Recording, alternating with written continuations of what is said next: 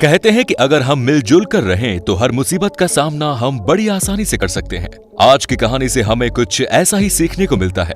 एक रात में 84 गांव के लगभग 600 घरों के लोग अचानक गायब हो गए। कहां गए किसी को नहीं पता। जिस गांव को वो छोड़कर गए उस गांव का नाम है कुलधरा, जिसे कि एक श्रापित गांव माना जाता है। कौन कौन से कारण थे उस गांव के श्रापित होने के? क्या ऐसा राज आज भी उस गांव में दफन है? आज मैं उन कारणों पर रोशनी डालने की कोशिश करूंगा। तो पिछले लगभग 200 सालों से कुलधरा वीरान पड़ा है। जो कभी एक सारी सुविधाओं से लैस हंसता खेलता गांव था, वो आज बंजर पड़ा है और आज सिर्फ एक टूरिस्ट प्लेस बनकर रह गया है। हिंदुस्तान में जो सबसे डरावनी भूतिया जगह है, उनमें कुलधरा का नाम दूसरे नंबर पर आता है। वहां के लोकल निवासियों का कहना है कि उस गांव में भूत प्रेत का साया रहता है। रात को उस गांव से कभी किसी बच्चे के रोने की तो कभी औरतों की चूड़ियों की खनकने की आवाज आती है। कई लोग ये बताते हैं कि जब वो वहां अपनी गाड़ी से घूमने गए और उसके बाद जब वो वापस लौटे तो उन्हें अपनी गाड़ियों के शीशों पर बच्चों के पंजों के निशान मिले। राजस्थान सरकार ने उस गांव के चारों तरफ 2 किलोमीटर की दूरी पर एक बाउंड्री बना दी और एक बड़ा सा गेट भी बनवा दिया। आप कोई भी वहां के दिन में तो घूमने जा सकता है, पर सूरज ढलते ही आपको वहां से जाने के लिए कह दिया जाएगा। शाम को 4 बजे के बाद आप वहां बिल्कुल नहीं रुक सकते हैं और यहां तक कि रात में वहां कोई गार्ड भी नहीं रुकता। अगर इतिहासकारों की बात करें तो वो भी इस बात को सच मानते हैं जिस तरह ये गांव एक रात में खाली हो गया। हालांकि भूत प्रेत वाली बातों को वो नकार देते हैं। राजस्थान के जैसलमेर शहर, जिसे कि गोल्डन सिटी भी कहा जाता है, बहुत ही खूबसूरत शहर है। वहां की हर चीज, चाहे वो मकान हो, दुकान हो या कोई और इमारत या कोई वहां का मशहूर किला, सभी चीजें आपको गोल्डन येलो कलर की मिलेगी। जैसे ही सुबह की पहली किरण जैसलमेर में पड़ती है, पूरा शहर सोने की तरह चमकने लगता है। इसलिए जैसलमेर को सोने का शहर भी कहा जाता है। जैसलमेर से महज 18 किलोमीटर की दूरी पर यह कुलधरा गांव बसा हुआ है। जैसलमेर से कुलधरा का सफर बहुत ही वीरान सा है। यहाँ पर पूरा रोड आपको सुनसान मिलेगा। आपको बड़ी ही मुश्किल से 6 किलोमीटर बाद आपकी गाड़ी के अलावा कोई और दूसरी गाड़ी दिखेगी। जब आप वहां पहुंचेंगे तो गेट से एंट्री करते ही आपको कुछ अजीब सा महसूस होगा। ऐसा लगेगा कि जैसे कि मानो किसी दूसरी दुनिया में आ गए हो और अचानक से तापमान में गिरावट आने लगेगी। अगर आप गर्मियों की दोपहर में भी वहां जाएंगे तो आपको गर्मी का एहसास नहीं होगा। वहां पर घूमने गए लोग बताते हैं कि कई बार उन्हें ऐसा लगता है जैसे किसी ने उनके कंधे पर हाथ रखा हो। ऐसा लगता है मानो कुछ औरतें वहां बैठकर हंसी ठिठोली कर रही हो और लोगों की चहलकदमी की आवाज अक्सर वहां आती रहती है। इतिहासकारों और वहां के स्थानीय लोगों का कहना है कि लगभग सन 1291 में जैसलमेर से 18 किलोमीटर दूर कुछ किलोमीटर के एरिया में पालीवाल ब्राह्मणों ने इस गांव कुलधरा को बसाया था और वहां पर 84 गांव के 600 घरों के लोग एक साथ मिलजुल कर रहते थे। पालीवाल जाति के लोग बहुत ही होनहार, पढ़े लिखे, रईस और बहुत ही मेहनती थे। इन लोगों का दिमाग बहुत ही तेज था और ये लोग अच्छे वैज्ञानिक भी माने जाते थे। इन लोगों ने उस जमाने में बहुत ही नई तकनीकों का इजाद किया। इन्होंने बहुत ही वैज्ञानिक तरीके से अपने घर बनाए और काफी घर आज भी वहां मौजूद हैं और ये अभी भी बिल्कुल नए जैसे लगते हैं। गर्मी में 45 डिग्री के तापमान में भी उन घरों के अंदर ठंडी हवा आती है और आपको ये महसूस भी होगा अगर आप वहां उन घरों में जाएंगे तो। पालीवाल लोगों का मेन पेशा जानवरों को पालना और खेती करना था। पालीवालों ने एक ऐसी तकनीक इजाद की थी कि बारिश का पानी रेत में गुम नहीं होता था, बल्कि ये एक साथ गहराई पर जमा हो जाता था, जिसकी वजह से बहथार जैसे वीरान रेगिस्तान में भी फसल उगाने में कामयाब हुए। वो भी कोई मामूली फसल नहीं बल्कि उम्दा किस्म की फसलें। उन्होंने वहां पर कई बावड़ी और तालाब भी बनाए जिसमें वो अच्छी खेती करते थे, जो कि आज भी आपको वहां देखने को मिल जाएगा। तो आखिर ऐसा क्या हुआ कि इतना उन्नत और विकसित गांव एक रात में ही वीरान हो गया? दरअसल उसका कारण था जैसलमेर का दीवान सालम सिंह।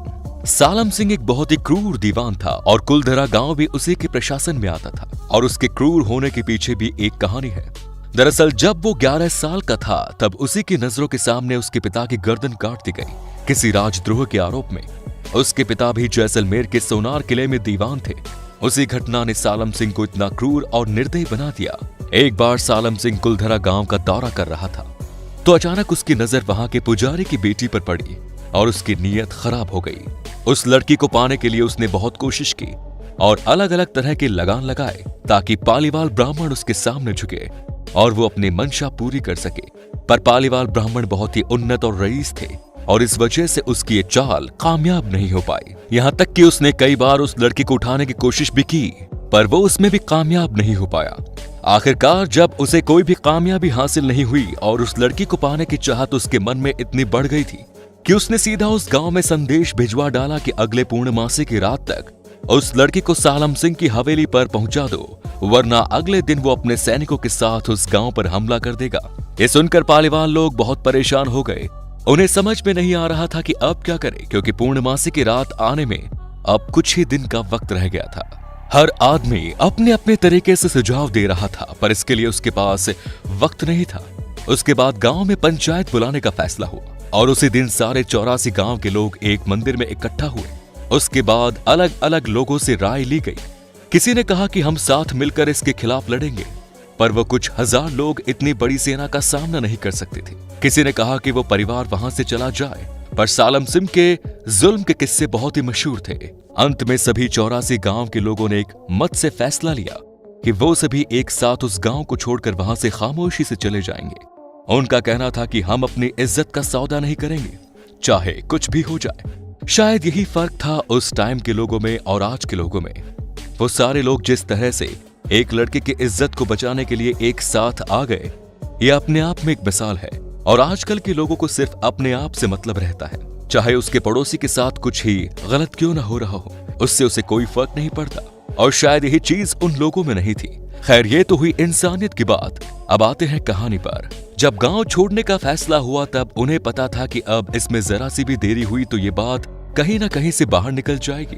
तब उसी रात उन लोगों ने गांव छोड़ने का फैसला किया और लोगों से कहा गया कि अपने साथ सिर्फ सबसे जरूरी और कीमती सामान लो चलो। उसके बाद लोगों ने जल्दी जल्दी में अपने जरूरी और कीमती सामान को उठाया और बाकी सामान जैसे पड़ा था वैसे ही छोड़कर चल गए। किसी के बर्तन जैसे थे वैसे ही पड़े, किसी ने अगर कपड़े सुखा रखे थे तो वो वैसे ही पड़े रहे, किसी ने चूल्हे में जलती आग को वैसे ही छोड़कर और अपने उस हंसते खेलते गांव को छोड़कर एक कतार में एक साथ उसी रात खामोशी से निकल गए। और जाते जाते उस गांव को एक श्राप दिया कि आज के बाद ये गांव कभी नहीं बस पाएगा और जो यहाँ बसने की कोशिश करेगा उसका कभी अच्छा नहीं होगा। उसके बाद वो रात बीत गई और 2-3 दिन बाद और बीत गए और पूर्णमासी की रात को भी वो लड़की सालम सिंह की हवेली पर नहीं आई। तो अगले दिन जैसा कि उसने कहा था, अपनी सेना के साथ दीवान सालम सिंह गुस्से में कुलधरा गांव की तरफ बढ़ता है और जब वो कुलधरा पहुंचता है तो उसे चारों तरफ सन्नाटा ही नजर आता है। वो पूरे 84 गांव को छान मारता है पर उसे वहां एक भी शख्स नजर नहीं आता। बाद में उसने अपने सैनिकों से वहां बहुत खुदाई भी करवाई, क्योंकि पालीवाल लोग बहुत ही रईस थे। उस खुदाई में भी बहुत कुछ मिला होगा, इस बारे में कोई जानकारी नहीं है। उसके बाद सैनिकों ने भी वहां बसने की कोशिश की, क्योंकि कुलधरा गांव बहुत ही अच्छा बसा हुआ था और वहां किसी भी चीज की कमी नहीं थी, पर वो वहां कभी भी बस नहीं पाए और उनके साथ कभी अच्छा नहीं हुआ। कहते हैं जो एक रात उस गांव में रुक जाता है वो बच नहीं पाता। कई लोग उस गांव में बसने के लिए गए तो सही, पर कभी वापस नहीं आए। 2013 में पैरानॉर्मल सोसाइटी के लोग भी वहां गए भूत प्रेत और आत्माओं की पड़ताल करने के लिए। उनके पास एक डिवाइस होता है जो कि नेगेटिव एनर्जी की पहचान करता है, तो उन्होंने भी अपने बोर्ड में नेगेटिव एनर्जी होने की बात को माना और कुछ तो कैद हुआ था उनकी डिवाइस में। उस रात को वहां गांव खाली करने के बाद वो लोग कहां गए किसी को नहीं पता। इतिहासकार कहते हैं कि वो लोग अलग अलग जगह जाकर बस गए और कभी वापस नहीं लौटे और तभी से ये गांव एक श्रापित और भूतिया जगह में बदल गया। अगर आप कभी जैसलमेर जाएं तो कुलधरा जरूर घूमने जाएं, आपको खुद ये सब चीजें महसूस होंगी। आज की कहानी में बस इतना ही। पसंद आई तो लाइक कीजिए, शेयर कीजिए, कमेंट्स कीजिए और इसे ज्यादा से ज्यादा शेयर कीजिए। हमारे फेसबुक पेज को फॉलो करना ना भूले। धन्यवाद।